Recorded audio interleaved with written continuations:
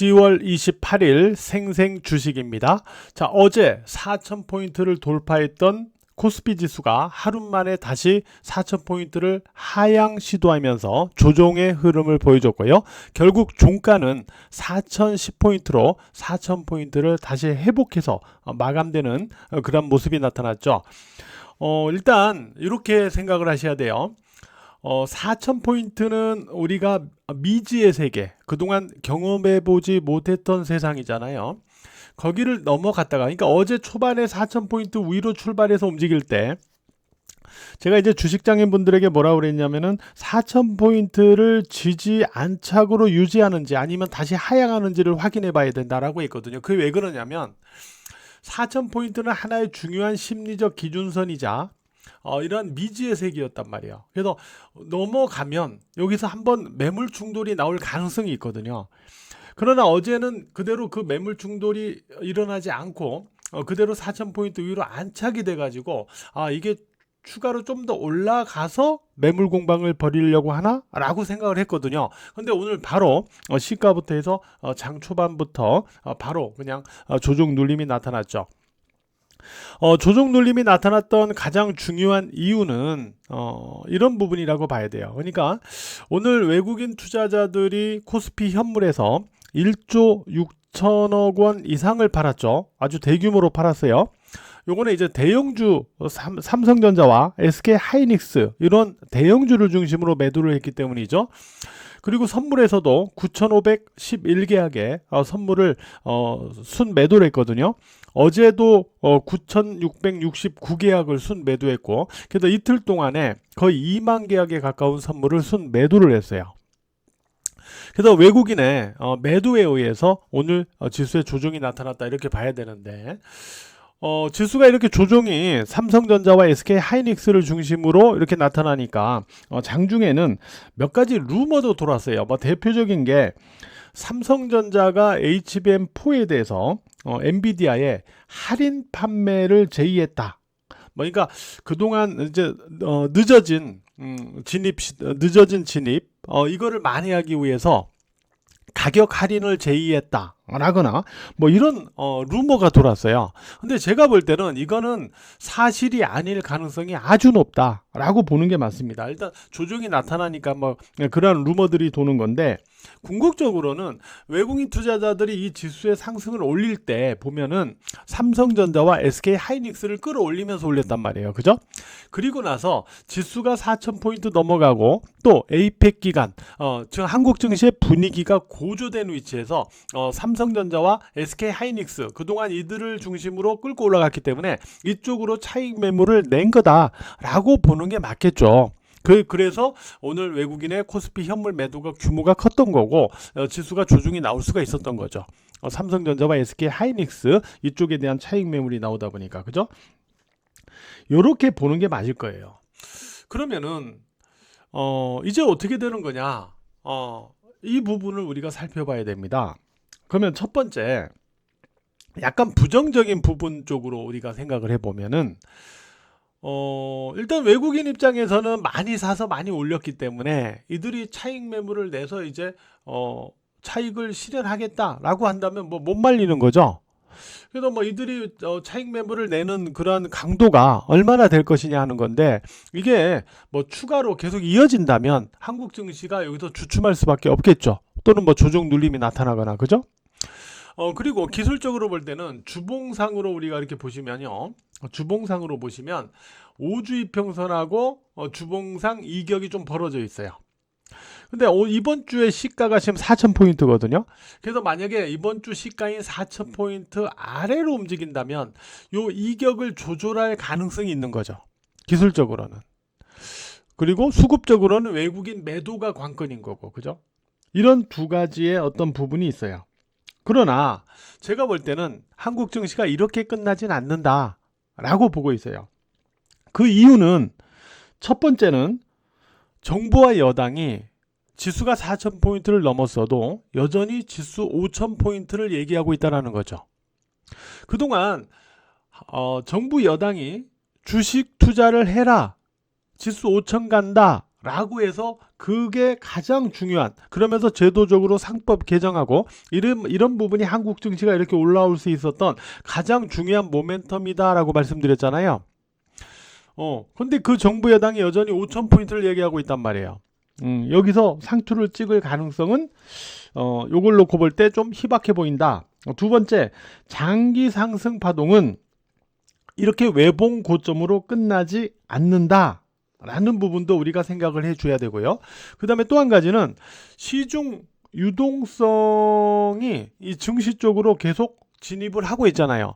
지금 고객 예탁금이 80조 원을 넘겨서 80조 원대 안착을 시도하고 있잖아요. 그죠? 시중 유동성이 증시 쪽으로 계속 진입되는 과정, 이거는 외국인들 입장에서는 먹잇감이거든요. 이러한 자금들이 계속 들어오는데 여기에서 그냥 외봉으로 장을 확 꺾을 이유가 없다라는 거죠.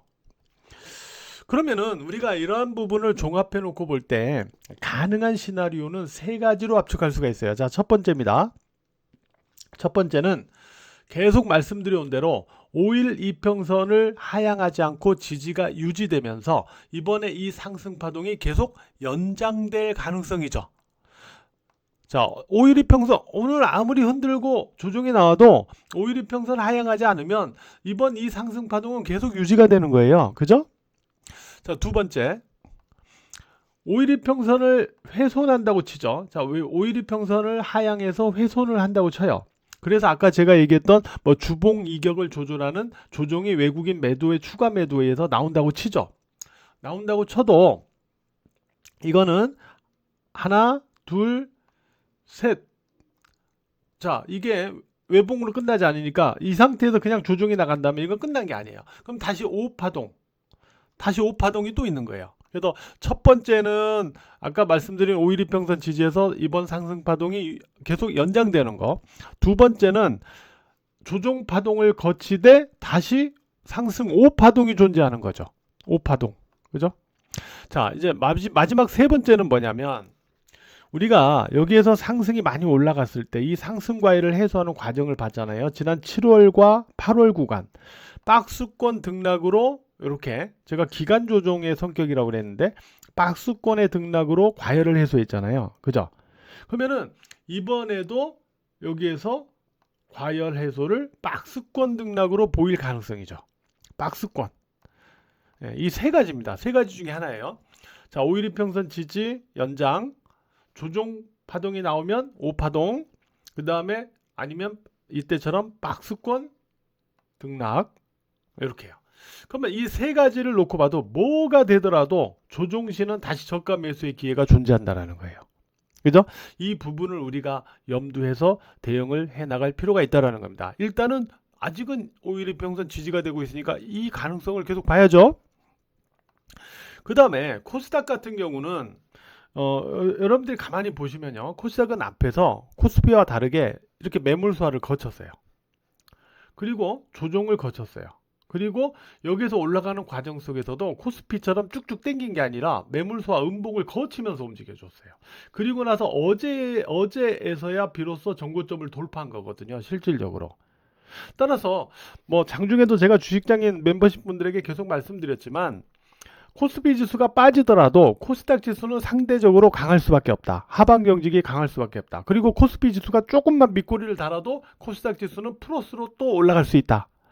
오늘 결국 플러스로 마감되잖아요. 어쨌든 뭐 눈꽃만큼이긴 하지만 그만큼 상대적으로 견조한 거예요. 그게 무슨 소리냐면 코스피가 조정을 보이면 코스닥 시장이 키 맞추기 차원에서 그 대안으로 떠오를 거라는 거예요. 오늘도 삼성전자, SK 하이닉스가 이렇게 조정을 받으니까 에코프로 그리고 LG에너지 솔루션 이런 종목들이 다시 상승으로 전환됐죠. 그죠? 뭐 이런 것처럼 코스피 지수가 조정을 받으면 코스닥 시장이 또 대안으로서 또 활약을 할 가능성이 높다는 거예요. 자, 그래서 이래저래 한국 증시에 있어서의 기회는 여전히 존재한다라는 마인드를 갖고 보자라는 말씀을 드리고 싶어요. 그리고 종목에 있어 갖고는 SK 하이닉스 같은 경우는요. 지수와 똑같이 보시면 돼요. 코스피 지수 아까 제가 세 가지로 얘기했잖아요. 그 기준과 똑같이 맞춰서 보시면 돼요. SK 하이닉스도 5일 이평선 지지 하향 시에는 5파동 또는 횡보 등락, 박스권 등락 세 가지 알았죠?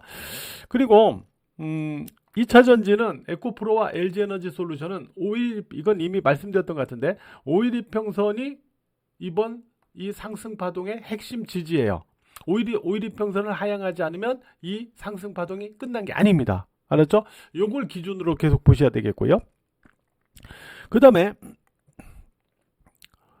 로봇 쪽 같은 경우는 로보스타가 오늘 추가로 올라갔는데 이것도 지금 사실은 5일 이평선 지지하면서 움직이는 거라고 그랬죠. 종가 기준에서 이렇게 보시면 그죠?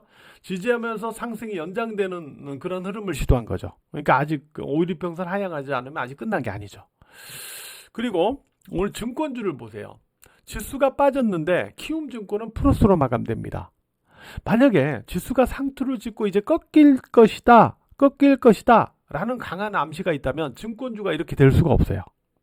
따라서 증권주가 지수가 하락하는데도 버텨주고 있다는 것은 아직 한국장이 끝났다라고 보지 않는다라는 거죠.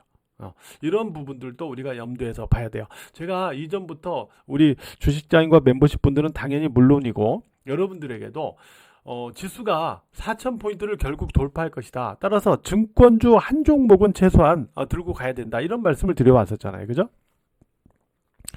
그리고 오늘 보면은 오전에 지수 조정받을 때 유리기판 쪽에서 이렇게 SKC하고 필옵틱스 이런 종목들이 좀 상승했었거든요. 요거는 이제 아마존이 차세대 칩에 있어서 한국산 유리기판을 적용할 가능성이 있다고 일부에서 아마 제기를 한 것 같은데 이거는 미확인 내용이에요. 알았죠? 미확인 내용입니다. 근데 어쨌든 이들 종목들이 올라갔었는데 저는 일단 매매는 하지 않았어요. 왜냐하면 SKC 같은 경우는 유리기판 자회사를 통한 유리기판 상용화에는 앞서 있는 기업은 분명히 맞지만 자회사를 통해서 SKC 자체 실적이 적자예요. 여전히 적자입니다. 그리고 필옵틱스는 유리기판 관련 장비나 이런 쪽에서 기술력에서 앞서 있는 건 분명히 맞아요. 그러나 역시 지금의 9천 거의 1조 원에 육박하는 이 시가총액은 현재의 필옵틱스 실적에 비해서는 시가총액이 좀 높다라고 생각을 해요. 그래서 이들이 지금 위치에서 강하게 시원하게 펑펑 치고 올라갈 가능성은 조금 낮아 보인다라고 보고 있거든요. 그래서 일단 매매를 하진 않았는데 어쨌든 이런 흐름들이 오전에는 한때 좀 존재를 했었습니다. 자, 오늘 말씀드렸던 이런 부분들 말씀드렸던 이런 부분들 좀 참고를 하셔가지고